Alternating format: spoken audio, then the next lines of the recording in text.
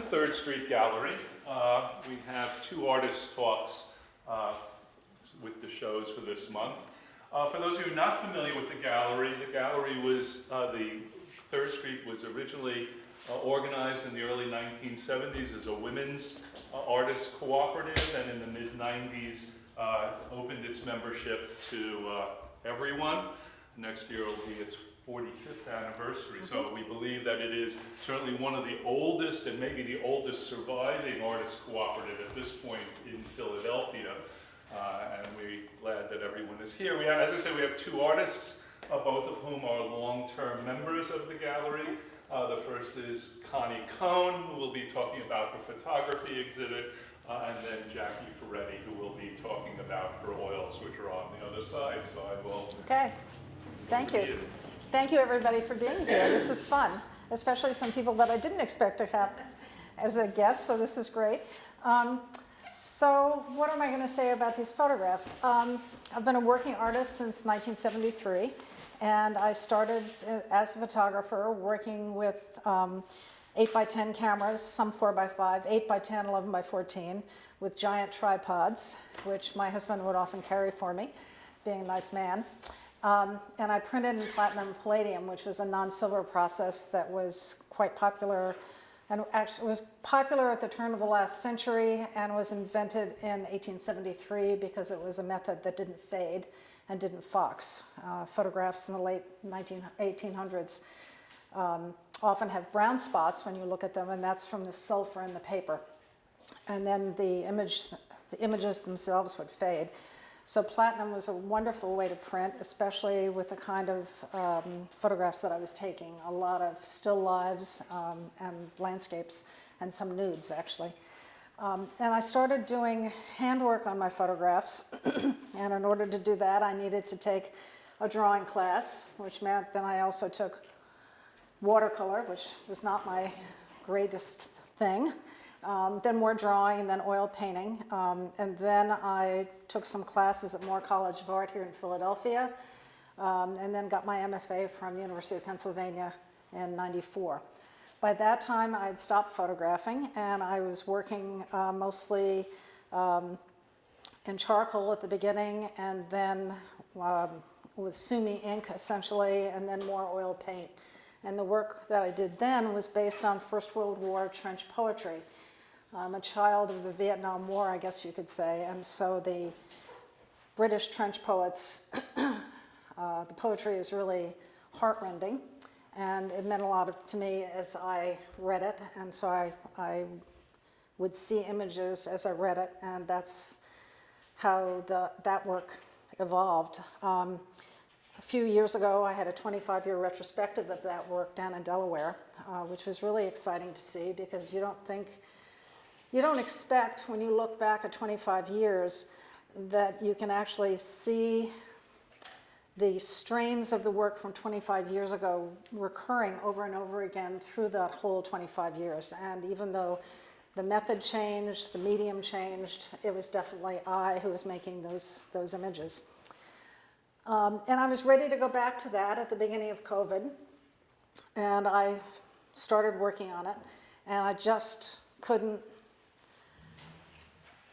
I couldn't go down to my studio and work with these images that were so painful.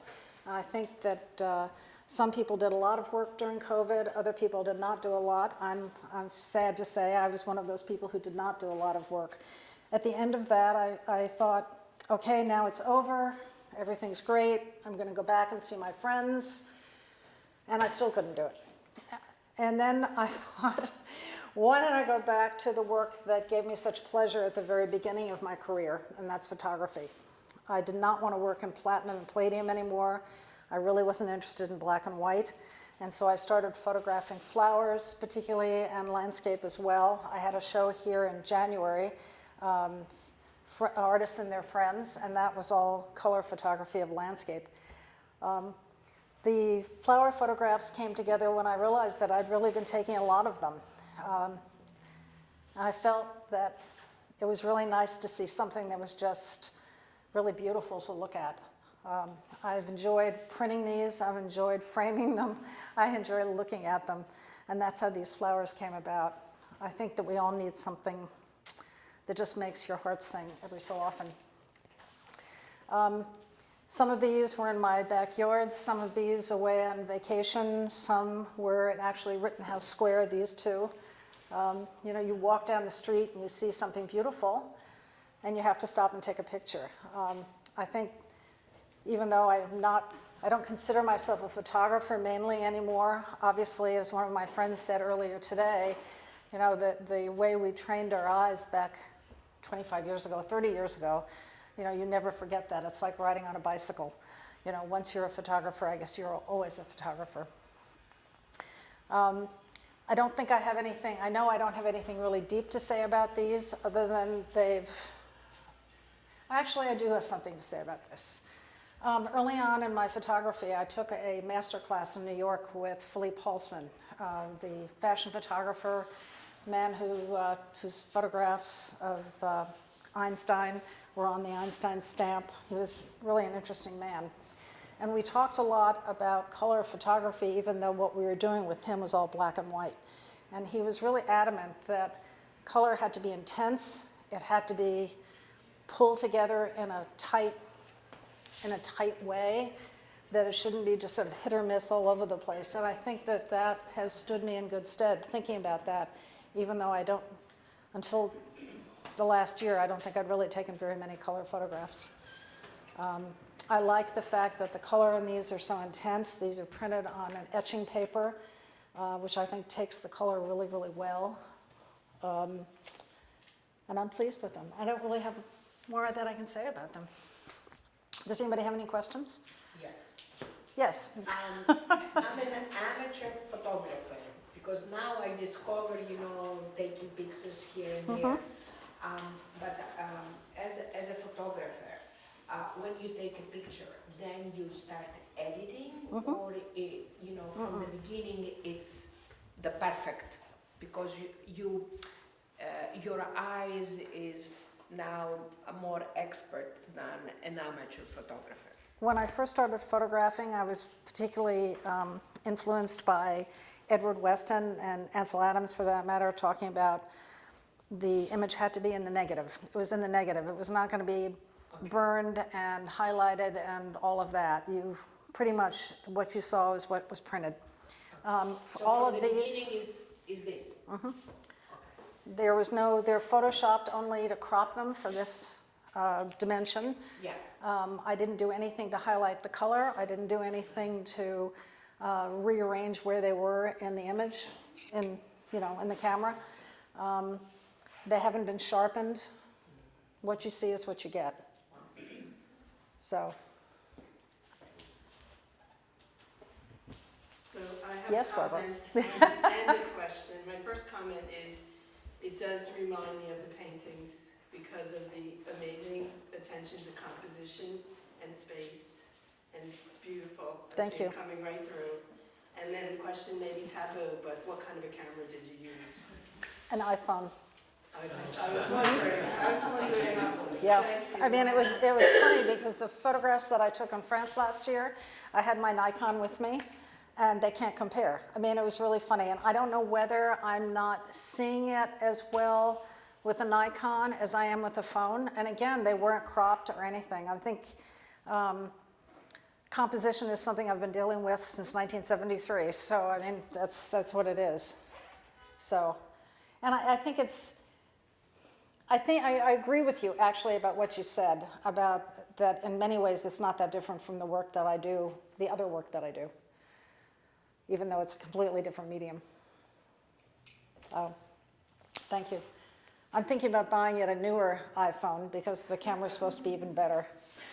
So, although these are, I still can't believe how sharp these things are. I was nervous about having them printed this size, and actually they could be even larger. The imagery is so sharp, it's incredible.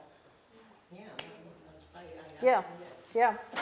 Jackie, I was just asking about this one right here, the center of the white, this one, and right next to it. Yeah, that one. this one. I can't keep my eyes off that. It's gorgeous. Thank you. That was, again, that was in my yard. and I kept looking at it, and I did flip that. I think that when I photographed that, it was pointing down, but I liked it better that way. The space and the way the white and green.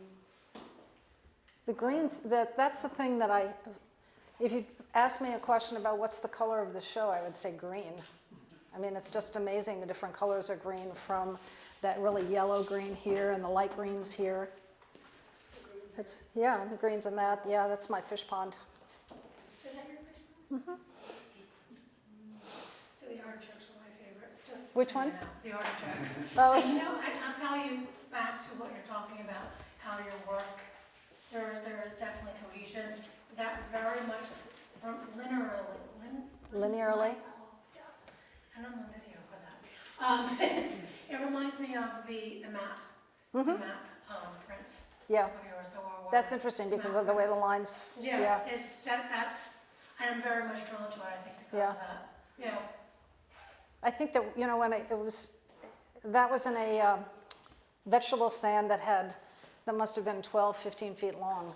And, you know, when you looked at these things, the way they were laid out, it was like a river of wonderful color and vegetable. And I just thought that was beautiful. It really is beautiful. Don't you want to eat those radishes too? They're really great. The very first one was the one with the roses. And I can't remember, I think I bought roses, and I don't know why I bought three sheaves of roses, but I did, probably because of the color. Color is really pretty important to me in my other work, so I suppose I shouldn't be surprised that this is such brilliant color. Beautiful. So, thank you. So, question, as a photographer, I absolutely love one of the roses because of the shape that moves through it. It's just absolutely wonderful. Yeah, we could probably say that it was a good thing that it's next to the radishes, because I was standing there watching the radishes go like this and then this going like that too. So, yeah, thank you. And I was going to make a comment about iPhone versus an icon, whether or not, as we get older, it's nice to see what you get on an iPhone versus a raw file, which is not what you see. That's true. Essentially, so you have to end up to playing with it Right. until you get what you see. Well, you know, it was funny because when I first started photographing, of course, with a view camera, it's upside down, flipped, and everything. So you get underneath the black cloth, you know, and you're trained that you see what it's going to look like.